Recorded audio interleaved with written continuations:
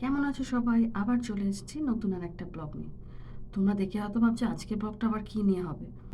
আসলে এখানে হ্যান্ডিম্যান পাওয়াটা তো খুবই মুশকিলের ব্যাপার। যদি বা পাওয়া যায় তারা এই পার আওয়ারের জন্য প্রচুর চার্জ করে, এবং ছোটোখাটো ওই একটা দুটো কাজের জন্য তখন আর মনে হয় না যে হ্যান্ডিম্যানকে ডাকবো। এই জন্য মনে হয় যে টুকটাক যে জিনিসগুলো আছে একটু নিজেরা একটুখানি করে নিই মাথা খাটিয়ে। তো সেই জন্যে আমি এই যে স্টোলারটা ছিল, জিষ্ণু স্টোলারটা পাংচার হয়ে পড়েছিল অনেক দিন ধরে। তো সেই আমি ভাবলাম যে এবার নিজেকেই মাথা খাটিয়ে একটুখানি এটার কিছু একটা সলিউশন বার করতে হবে। তারপর মাথায় এলো স্পুন বা ফর্ক এই জাতীয় কোনো শক্ত একটা জিনিস দিয়ে এই টিউবটাকে, এই টায়ারটাকে ইজিলি খোলা যাবে। এটার জন্য আলাদা করে কোনো টুলস কেনা দরকার নেই, যদিও ওখানে অ্যামাজনে চাইলেই পেয়ে যাবে। তো আমি সেইটা দিয়েই টায়ারটাকে খুললাম। খুলে তার ভেতর থেকে খুব সাবধানে টিউবটাকে বার করলাম। আর প্রত্যেকটা জিনিসের মেজারমেন্টই তার গায়েতে লেখা আছে। টায়ারটা যেরকমই হোক বা টিউবটা, তো সেই রকম অনুযায়ী আমি ম্যাচ করে অ্যামাজন থেকে একটা বেল 16 ইঞ্চিজের, যেটা আমার ওই টায়ারের ম্যাচ করে, টিউব টায়ার আর টিউবের রিপ্লেস টিউব লেখাই আছে দেখতে পাচ্ছ, এরকম অনুযায়ী আমি একটা অর্ডার করেছিলাম। এটা মোটামুটি $10 মতো দাম পড়েছিল। তো এবার ওটাকে খুলে, প্লাস্টিকের কাভারটাকে খুলে এটার মধ্যে লাগিয়ে নিয়েছি।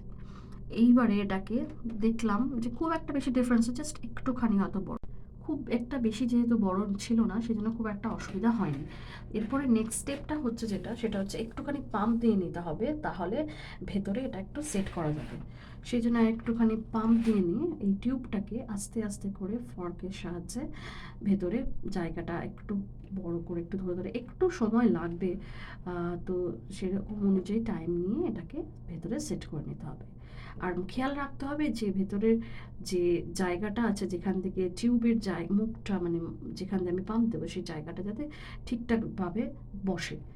এবার হয়ে যাওয়ার পর নেক্সট টাইম বাকি যে আছে ফুল পাম্প দিয়ে নেব, যাতে কোনো অসুবিধা না হয়, যাতে টায়ারটা পুরোপুরিভাবে টাইট থাকে। হয়ে গেছে, অল ডান।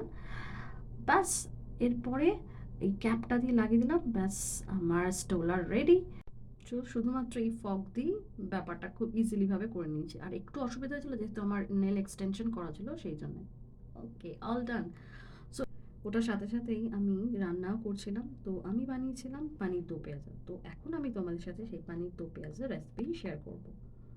পনিরটাকে হালকা করে একটু ব্রাউন ভাবে ভেজে নিয়ে একটু গরম জলে রেখেছিলাম, যাতে পানিরটা একটু নরম থাকে। এইবারই তৈরি করেছিলাম পানির দো পেঁয়াজার বেসটা।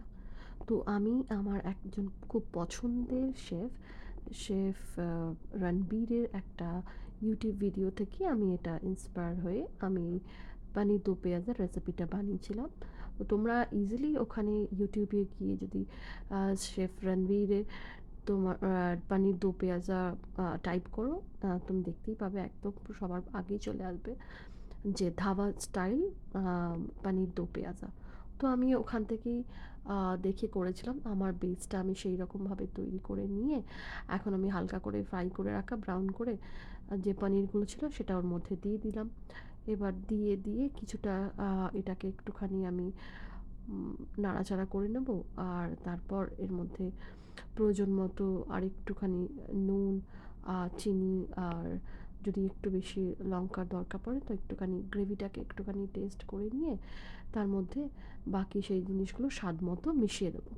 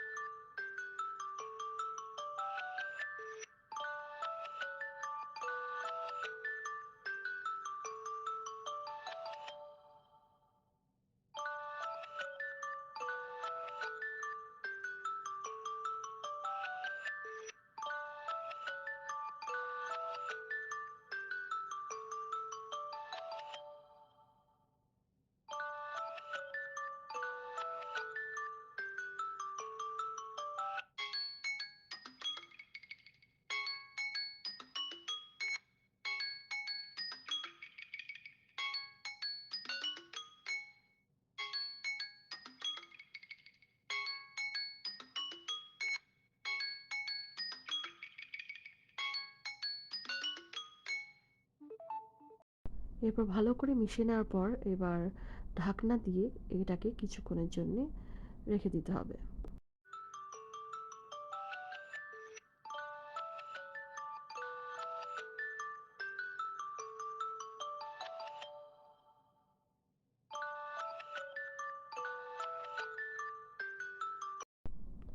এবার গ্যাসের ফ্লেমটাকে লো করে দিয়ে এটাকে কিছুক্ষণের জন্যে রেখে দিতে হবে।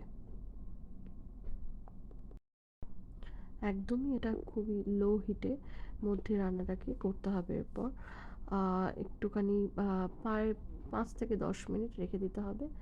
তারপর ঢাকনা খুলে আবার এটাকে একটুখানি নেড়ে চেড়ে নিয়ে এর মধ্যে এরপর গার্নিশিংয়ের জন্য নিয়েছিলাম ফ্রেশ স্প্রিং অনিয়ন, একদমই কুচো কুচো করে কেটে নেওয়া হয়েছিল এবং কুচো কুচো করে কেটে নেওয়ার পর একটা সাইডে রেখে এবার ঢাকনা খুলে আবার একটুখানি নেড়ে চেড়ে নিলাম।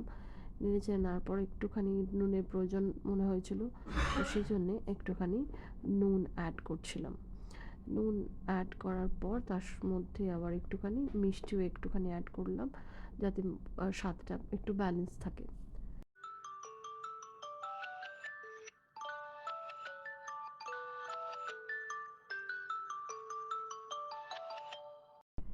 এরপর অ্যাড করা হলো Maggi hot and sweet tomato sauce.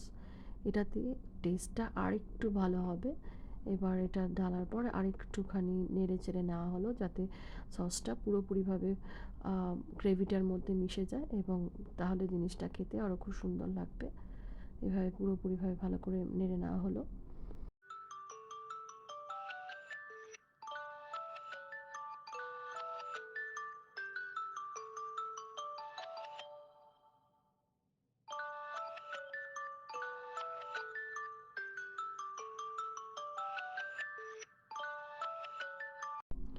এরপর একটা প্লেটের মধ্যে পুরো দো পেঁয়াজাটাকে খুব সাবধানে এবং আস্তে আস্তে ঢেলে নিতে হবে।